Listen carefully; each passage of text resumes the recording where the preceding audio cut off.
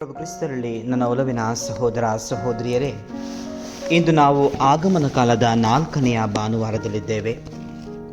ಆತ್ಮೀಯ ಸಹೋದರ ಸಹೋದರಿಯರೇ, ಒಮ್ಮೆ ಪುಟ್ಟ ಬಾಲಕಿಯೊಬ್ಬಳು ಸರೋವರದ ತೀರದಲ್ಲಿ ನಡೆದು ಹೋಗುತ್ತಿದ್ದಳು. ಕಡಲ ತೀರದಲ್ಲಿ ಸಾವಿರಾರು ನಕ್ಷತ್ರ ಮೀನುಗಳು ಬಿದ್ದಿದ್ದವು.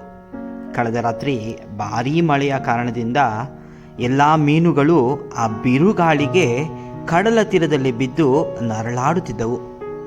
ಅದನ್ನು ಕಂಡಂತಹ ಪುಟ್ಟ ಬಾಲಕಿ ಒಂದೊಂದೇ ಮೀನುಗಳನ್ನು ತೆಗೆದು ಸಮುದ್ರಕ್ಕೆ ಎಸೆಯುತ್ತಿದ್ದಳು. ಇದನ್ನು ಕಂಡಂತಹ ಓರ್ವ ವಯಸ್ಕ, ಮಗಳೇ, ಈ ಎಲ್ಲ ಮೀನುಗಳನ್ನು ನಿನ್ನಿಂದ ರಕ್ಷಿಸಲು ಸಾಧ್ಯವಿಲ್ಲ. ಈ ಒಂದೆರಡು ನಕ್ಷತ್ರ ಮೀನುಗಳನ್ನು ಕಡಲಿಗೆ ಎಸೆರುವುದರಿಂದ ಏನೂ ವ್ಯತ್ಯಾಸ ಮೂಡಿಸುವುದಿಲ್ಲ ಎಂದರು. ಈ ವಿಷಯವನ್ನು ಕೇಳಿದ ಬಾಲಕಿ ನಿರುತ್ಸಾಹಗೊಂಡು ಅಲ್ಲಿಂದ ಮುಂದಕ್ಕೆ ಹೋಗುತ್ತಾಳೆ.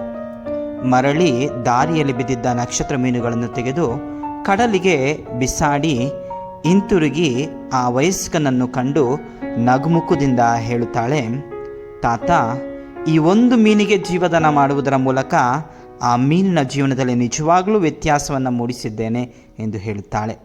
ಹೌದು ನನ್ನ ಆತ್ಮೀಯ ಸಹೋದರ ಸಹೋದರಿಯರೇ, ಪ್ರತಿಯೊಬ್ಬ ವ್ಯಕ್ತಿ, ಪ್ರತಿಯೊಂದು ಸ್ಥಳ, ಪ್ರತಿಯೊಂದು ಘಟನೆಗಳು ಮನುಷ್ಯನ ಜೀವನದಲ್ಲಿ ಅನೇಕ ರೀತಿಯ ಬದಲಾವಣೆಗಳನ್ನು, ವ್ಯತ್ಯಾಸಗಳನ್ನು ತರಬಹುದು. ಆ ಪುಟ್ಟ ಬಾಲಕಿ ಆ ನಕ್ಷತ್ರ ಮೀನುಗಳಿಗೆ ಜೀವರಕ್ಷಣೆ ಮಾಡಿ ವ್ಯತ್ಯಾಸವನ್ನು ಮೂಡಿಸಲು, ಅದೇ ರೀತಿ ನಾವು ಸಹ ಪರರ ಜೀವನದಲ್ಲಿ ಯಾವ ರೀತಿ ಪ್ರೇರಣೆಯಾಗಬಹುದು ಎಂಬುದನ್ನು ಇಂದಿನ ವಾಚನಗಳು ನಮಗೆ ತಿಳಿಸಿಕೊಡುತ್ತವೆ. ಇಂದಿನ ಮೊದಲನೇ ವಾಚನವನ್ನು ಪ್ರವಾದಿ ಮೀಕಾವಿನ ಗ್ರಂಥದಿಂದ ಆರಿಸಲಾಗಿದೆ. ಪ್ರವಾದಿ ಮೀಕಾ ಜುದೇಯ ನಾಡಿನಲ್ಲಿ ಕ್ರಿಸ್ತಪೂರ್ವ 8ನೇ ಶತಮಾನದಲ್ಲಿ ಲೋಕರಕ್ಷಕ ಮೆಸ್ಸಾಯನ ಜನನದ ನಿಖರವಾದ ಸ್ಥಳವನ್ನು ಪ್ರವಾದನೆಯಲ್ಲಿ ಉಲ್ಲೇಖಿಸಿದ ಪ್ರವಾದಿ ಇವರಾಗಿದ್ದಾರೆ.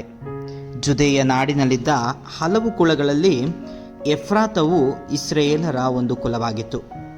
ಆ ಎಫ್ರಾತವು ಎಲ್ಲ ಕುಲಗಳಿಗಿಂತ ಚಿಕ್ಕ ಕುಲವಾಗಿತ್ತು. ಸಾಮಾನ್ಯವಾಗಿ ಯಾವುದಾದ್ರೂ ಜನಾಂಗವು ಹೆಚ್ಚಾಗಿದ್ದರೆ, ಬಲಿಷ್ಠವಾಗಿದ್ದರೆ, ಆ ಒಂದು ಜನಾಂಗವನ್ನು ಬಲಿಷ್ಠ ಜನಾಂಗ ಅಂತ ಹೇಳ್ತಾರೆ. ದೊಡ್ಡ ಸ್ಥಳಗಳನ್ನು ಹೊಂದಿದ್ದರೆ, ದೊಡ್ಡ ರಾಜ್ಯ ಅಥವಾ ದೊಡ್ಡ ದೇಶ ಎಂದು ಅದನ್ನು ಎದುರಿಸಲು ಬೇರೆ ಜನಾಂಗದವರಾಗಿರಬಹುದು ಅಥವಾ ದೇಶದವರಾಗಿರಬಹುದು ಎದುರುತ್ತಾರೆ. ಅದೇ ರೀತಿ ಪುಟ್ಟ ಕುಲವು ಎಫ್ರಾತ ಕುಲವಾಗಿತ್ತು. ಈ ಎಫ್ರಾತಕ್ಕೆ ಸೇರಿದ್ದು ಬೆತ್ಲಹೇಮಿನ ನಗರವಾಗಿತ್ತು. ಆ ಕಾರಣದಿಂದಲೇ ಇಂದಿನ ವಾಚನದಲ್ಲಿ ಪ್ರವಾದಿ ಮೀಕಾ ಸುಂದರವಾಗಿ ನುಡಿಯುತ್ತಾರೆ, ಎಫ್ರಾತಾದ ಬೆತ್ಲಹೇಮೆ, ಜುದೇಯ ಕುಲಗಳಲ್ಲಿ ನೀನು ಅತಿ ಚಿಕ್ಕವಳಾಗಿದ್ದರೂ ಇಸ್ರಾಯೇಲರನ್ನು ಆಳತಕ್ಕವನು ನಿನ್ನಿಂದಲೇ ಉದಯಿಸುವನು ಎಂದು ಆ ನಗರದ ಬಗ್ಗೆ ನುಡಿಯುವುದನ್ನು ನಾವು ಕೇಳುತ್ತೇವೆ. ಎಫ್ರಾತಾದ ಬೆತ್ಲಹೇಮ್ ನಗರವು ಚಿಕ್ಕ ಕುಲದವರಿಗೆ ಸೇರಿದ್ದಾಗಿದ್ದರೂ ಅದೇ ಕುಲದಿಂದ ಲೋಕೋದ್ಧಾರಕನ ಜನನವಾಗುತ್ತದೆ. ಆ ಚಿಕ್ಕ ಕುಲ, ಚಿಕ್ಕ ನಗರ ಮನುಕುಲಕ್ಕೆ ಎಷ್ಟು ಪ್ರಭಾವ ಬೀರಿತು. ಪುಟ್ಟ ಕುಲ ಎಂದು ನಿರ್ಲಕ್ಷ್ಯ ಮಾಡಿದರೂ ಎಲ್ಲ ಕುಲಗಳಿಗಿಂತ ಈ ಎಫ್ರಾತಾದ ಒಂದು ಕುಲದಿಂದ ಮತ್ತು ಆ ಬೆತ್ಲಹೇಮ್ ಸ್ಥಳದಿಂದ ಕ್ರಿಸ್ತನ ಜನನವಾಯಿತು. ಆದ್ಮೇಲೆ ಇಂದಿನ ಶುಭ ಸಂದೇಶವನ್ನು ನಾವು ಆಲಿಸುವಾಗ ಇತಿಹಾಸದ ಇಬ್ಬರು ಮಹಾನ್ ಮಹಿಳೆಯರ ಭೇಟಿಯ ಬಗ್ಗೆ ನಾವು ಓದುತ್ತೇವೆ. ಓರ್ವರು ಕನ್ಯೆ, ಮತ್ತೋರ್ವರು ವಯಸ್ಸಾದ ಮಹಿಳೆ. ಇಲ್ಲಿ ಕೇವಲ ಇಬ್ಬರು ಮಹಿಳೆಯರ ಭೇಟಿ ಮಾತ್ರವಲ್ಲ, 4 ಜನರ ಭೇಟಿ ಎಂದು ನಾವು ಹೇಳಬಹುದು. ಅದು ಮತ್ಯಾರೂ ಅಲ್ಲ, ಪ್ರಭು ಯೇಸು ಕ್ರಿಸ್ತರು ಮತ್ತು ಸ್ನಾನಿಕ ಯೌವಾನರ ಭೇಟಿಯೂ ಸಹ ಎಂದು ಹೇಳಬಹುದು. ನಜರೇತಿನಿಂದ ಜುದೇಯ ನಾಡಿಗೆ ಪ್ರಯಾಣವನ್ನು ಬೆಳೆಸಬೇಕಾದರೆ ಸುಮಾರು 80ರಿಂದ 100 ಮೈಲಿ ದೂರದಲ್ಲಿದೆ. ಕಾಲ್ನಡಿಗೆಯಲ್ಲಿ ಅಥವಾ ಕತ್ತೆಯಲ್ಲಿ ಸವಾರಿ ಬಳಸಬೇಕಾದರೆ 4ರಿಂದ 5 ದಿನಗಳು ಖಂಡಿತವಾಗಲೂ ಬೇಕಾಗುತ್ತದೆ. ಈಗಿನ ರೀತಿ ಕಾರು, ಬಸ್ಸು, ರೈಲುಗಳು ಯಾವುದೂ ಇರಲಿಲ್ಲ. ಅಲ್ಲಿರುವ ಜನರು ಕಾಲಿನ ನಡಿಗೆಯಲ್ಲಿ ಅಥವಾ ಕತ್ತೆಯ ಮೇಲೆ ಸವಾರಿ ಮಾಡಿ ಸಾಗಬೇಕಾಗಿತ್ತು. ಅದರಂತೆ ಮಾತೆ ಮರಿಯಮ್ಮನವರು ಸಹ ತನ್ನ ಸಹೋದರಿ ಗರ್ಭಿಣಿಯಾಗಿದ್ದಾಳೆ ಎಂದು ತಿಳಿದು ಕಾಲ್ನಡಿಗೆಯಲ್ಲೇ ಬೆಟ್ಟ ಗುಡ್ಡವನ್ನು ಹೇರಿ ಹೋಗಿ ತನ್ನ ಸಹೋದರಿಯನ್ನು ಭೇಟಿ ಮಾಡುವ ಘಟನೆಯನ್ನು ಇಂದಿನ ಶುಭ ಸಂದೇಶದಲ್ಲಿ ನಾವು ಕಾಣ್ತೇವೆ. ಆದ್ಮೇಲೆ ಯಾವ ಕಾರಣಕ್ಕಾಗಿ ಮಾತೆ ಮರಿಯಮ್ಮನವರು ಎಲಿಸಬೆತಮ್ಮನವರನ್ನ ಭೇಟಿಯಾಗಿರಬಹುದು ಅಥವಾ ಸಂಧಿಸಿರಬಹುದು? ಮೊದಲನೇದಾಗಿ ಸಂದೇಹವನ್ನು ಪರಿಹರಿಸಿಕೊಳ್ಳಲು ಎಂದು ಹೇಳ್ಬೋದು. ಮಾತೆ ಮರಿಯಮ್ಮನವರು ಎಲಿಸಬೆತಮ್ಮಳನ್ನು ಸಂಧಿಸಲು ಕಾರಣ ಒಂದು ವಿಧದಲ್ಲಿ ಆಕೆಯಲ್ಲಿದ್ದ ಸಂದೇಹವನ್ನು ಪರಿಹರಿಸಿಕೊಳ್ಳಲು. ಹಾಗಂತ ದೇವರ ಮೇಲೆ, ದೇವರ ವಾಣಿಯ ಮೇಲೆ ಸಂದೇಹ ಪಟ್ಟರು ಅಂತಲ್ಲ. ಬದಲಿಗೆ ಲೂಕನು ಬರೆದ ಶುಭ ಸಂದೇಶ ಅಧ್ಯಾಯ 1:20 ನಾವು ನೋಡುತ್ತೇವೆ, ಜಕರಿಯನು ಸಹ ಗಬ್ರಿಯೇಲನ ವಾರ್ತೆಯನ್ನು ನಂಬಲಿಲ್ಲ.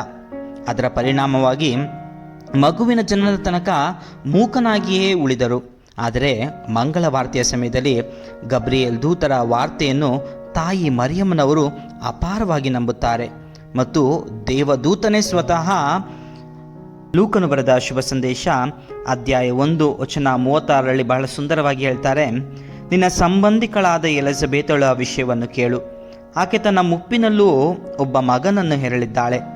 ಬಂಜೆ ಎನಿಸಿಕೊಂಡಿದ್ದ ಆಕೆ ಈಗ 6 ತಿಂಗಳ ಗರ್ಭಿಣಿ ಎಂದು ಹೇಳುತ್ತಾರೆ.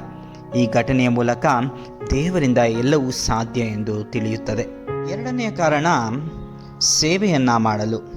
ಮುಪ್ಪಿನ ಸಮಯದಲ್ಲಿ ತನ್ನ ಸಹೋದರಿ ಗರ್ಭಿಣಿಯಾಗಿರುವುದರಿಂದ ಅವರ ಸೇವೆಯನ್ನು ಮಾಡಲು ಎಲಿಸಬೆತ್ ಅಮ್ಮಳನ್ನು ಸಂಧಿಸುತ್ತಾರೆ. ತಾನು ದೇವರ ತಾಯಿ ಎಂಬ ಕಿಂಚಿತ್ತೂ ಗರ್ವವಿಲ್ಲದೆ ತನ್ನನ್ನೇ ತಾನು ತಗ್ಗಿಸಿಕೊಂಡು ತನ್ನ ಸಹೋದರಿಯ ಸೇವೆ ಮಾಡುತ್ತಾರೆ. ಆದ್ಮೇಲೆ ಭೇಟಿಯ ನಂತರ ಆದ ಘಟನೆಯಾದರೂ ಏನು? ಮೊದಲನೇದಾಗಿ ಎಲಿಸಬೆತಳ ಗರ್ಭದಲ್ಲಿದ್ದ ಶಿಶು ನಲಿದಾಡಿತು. ಸಾಮಾನ್ಯವಾಗಿ ಮಹಿಳೆಯರು ಗರ್ಭವತಿಯಾಗಿರುವಾಗ ಆ ಸಮಯದಲ್ಲಿ ಗರ್ಭದಲ್ಲಿ ಶಿಶುವಿನ ಚಲನವಲನಗಳು ಸಾಮಾನ್ಯವಾಗಿರುತ್ತದೆ. ಆದರೆ ಇಂದಿನ ಶುಭ ಸಂದೇಶದಲ್ಲಿ ಮಾತೆ ಮರಿಯಮ್ಮನವರ ವಾಕ್ಯವನ್ನು ಕೇಳಿದ್ದೇ ಎಲಿಸಬೆತಳ ಗರ್ಭದಲ್ಲಿದ್ದ ಮಗು ಸ್ನಾನಿಕ ಯೌವನ ಚಲನವಲನ ಮಾತ್ರವಲ್ಲ, ನಲಿದಾಡಿತು ಎಂದು ಲಿಖಿತವಾಗಿದೆ. ಆ ಗರ್ಭದಲ್ಲಿದ್ದ ಮಗು ಪ್ರಭು ಯೇಸು ಕ್ರಿಸ್ತರ ಪ್ರಸನ್ನತೆಯನ್ನು ಅನುಭವಿಸಿ ಇರಬಹುದು.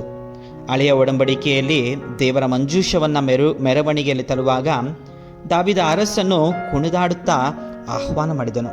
ಏಕೆಂದರೆ ದೇವರ ಪ್ರಸನ್ನತೆಯನ್ನು ಕಂಡವನು ದಾವೀದ ಅರಸ.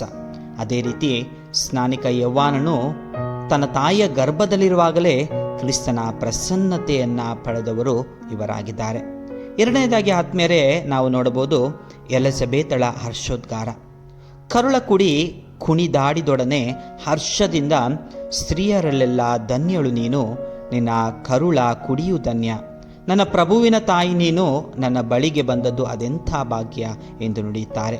ಏಕೆಂದರೆ ಮೊದಲ ಹವ್ವಳು ಈ ಲೋಕಕ್ಕೆ ಪಾಪವನ್ನು ತಂದರೆ, ಎರಡನೆಯ ಹವ್ವಳಾದ ತಾಯಿ ಕನ್ಯಾ ಮರಿಯಮ್ಮನವರು, ಆಂಗ್ಲ ಭಾಷೆಯಲ್ಲಿ ಹೇಳುವುದಾದರೆ ಸೆಕೆಂಡ್ ಈವ್ ಆದ ಮದರ್ ಮೇರಿ ಕನ್ಯಾ ಮರಿಯಮ್ಮನವರು ಲೋಕಕ್ಕೆ ರಕ್ಷಣೆಯನ್ನು ನೀಡುವುದರ ಮೂಲಕ ಪಾಪವನ್ನು ಮುಕ್ತಿಗೊಳಿಸಿದರು. ಆ ಕಾರಣದಿಂದ ಸ್ತ್ರೀಯರಲ್ಲೆಲ್ಲ ಧನ್ಯಳು ನೀನು ಎಂದು ನುಡಿಯುತ್ತಾರೆ. ಆದ್ಮೇಲೆ ಅಂದು ಮರಿಯಳು ಎಲಿಸಬೆತಳನ್ನು ಭೇಟಿ ಮಾಡಿ ಸೇವೆ ಮಾಡುವುದರ ಮೂಲಕ ಆ ಮಗುವೇ ತನ್ನ ಮಗನ ಆಗಮನಕ್ಕೆ ಸಿದ್ಧತೆಯನ್ನು ಮಾಡುತ್ತಾನೆ ಎಂದು ತಿಳಿದಿರಬಹುದು. ಈ ರೀತಿ ಓರ್ವ ವ್ಯಕ್ತಿ ಮನುಷ್ಯನ ಜೀವನದಲ್ಲಿ ಎಷ್ಟೆಲ್ಲ ವ್ಯತ್ಯಾಸ ಮತ್ತು ಪ್ರೇರಣೆಯನ್ನು ಮೂಡಿಸಬಹುದು ಎಂಬುದಕ್ಕೆ ಈ ಘಟನೆಯ ಸಾಕ್ಷಿಯಾಗಿದೆ. ಆತ್ಮೀಯರೇ, ಇಂದು ನಾವು ಸಹ ಪರರ ಜೀವನದಲ್ಲಿ ಯಾವ ರೀತಿ ವ್ಯತ್ಯಾಸ ಅಥವಾ ಪ್ರೇರಣೆಯನ್ನು ಮೂಡಿಸಬಹುದು? ಮೊದಲನೇದಾಗಿ ಮಾತೆ ಮರಿಯಮ್ಮನವರು ನಮ್ಮ ಮಾದರಿಯಾಗಬೇಕಾಗಿದೆ. ತನ್ನ ಸಹೋದರಿಗೆ ಅವರು ನೆರವಾದಂತೆ ನಾವು ಸಹ ಅನಾರೋಗ್ಯದಿಂದ ಇರುವವರು ಮತ್ತು ಕಷ್ಟದಲ್ಲಿರುವವರಿಗೆ, ಬಡ ಬಗ್ಗರಿಗೆ ನೆರವಾಗಬೇಕಾಗಿದೆ. ನಾವು ಮಾಡುವ ಒಂದು ಕಿಂಚಿತ್ ಕಾರ್ಯದಿಂದ ಅವರ ಜೀವನದಲ್ಲಿ ಮಹತ್ತರವಾದ ಬದಲಾವಣೆಗೆ ಕಾರಣವಾಗಬಹುದು, ಅಥವಾ ಕಿಂಚಿತ್ತು ಬದಲಾವಣೆಗಾದರೂ ಅದು ಕಾರಣವಾಗಬಹುದು. ಎರಡನೆಯದಾಗಿ ಆತ್ಮೀಯರೇ, ಯಾವುದೇ ವ್ಯಕ್ತಿ, ಸ್ಥಳ, ಅವರ ಗಾತ್ರ ಅಥವಾ ಅವರ ಅಲ್ಪ ಸ್ವಲ್ಪ ವಿಷಯ ತಿಳಿದು ಅವರನ್ನು ಹೀನಾಯವಾಗಿ ನೋಡದೆ ಪ್ರತಿಯೊಬ್ಬರಲ್ಲೂ ಶ್ರೇಷ್ಠತೆಯನ್ನು ಕಾಣೋಣ. ಯಾವ ರೀತಿ ಎಫ್ರಾತ ಚಿಕ್ಕ ಕುಲವಾಗಿದ್ದರೂ ಬೆತ್ಲೆಹೇಮ್ ನಗರದಿಂದ ಕ್ರಿಸ್ತನ ಜನನವಾಯಿತೋ, ಚಿಕ್ಕದಾಗಿದ್ದಾರೆ ಇವರು ಅಥವಾ ಅವರ ಅಲ್ಪಜ್ಞಾನಿ ಅಂತ ಅವರನ್ನು ದೂಷಿಸುವ ಬದಲು ಅವರಲ್ಲಿರುವಂಥ ಶ್ರೇಷ್ಠತೆಯನ್ನು ನಾವು ಕಂಡುಕೊಳ್ಳೋಣ. ಕೊನೆಯದಾಗಿ ಆತ್ಮೀಯರೇ, ಕ್ರಿಸ್ತನ ಜನನಕ್ಕೆ ನಮ್ಮನ್ನೇ ನಾವು ಸಿದ್ಧಪಡಿಸಿಕೊಳ್ಳುತ್ತಿರುವಾಗ ಸ್ನಾನಿಕ ಯೌವನ ಕ್ರಿಸ್ತನ ಪ್ರಸನ್ನತೆಯನ್ನು ಕಂಡಂತೆ ನಾವು ಸಹ ನಮ್ಮ ಕುಟುಂಬಗಳಲ್ಲಿ, ನಮ್ಮ ಮನಗಳಲ್ಲಿ ಕ್ರಿಸ್ತನ ಪ್ರಸನ್ನತೆಯನ್ನು ಕಾಣೋಣ. ಆಮೆನ್.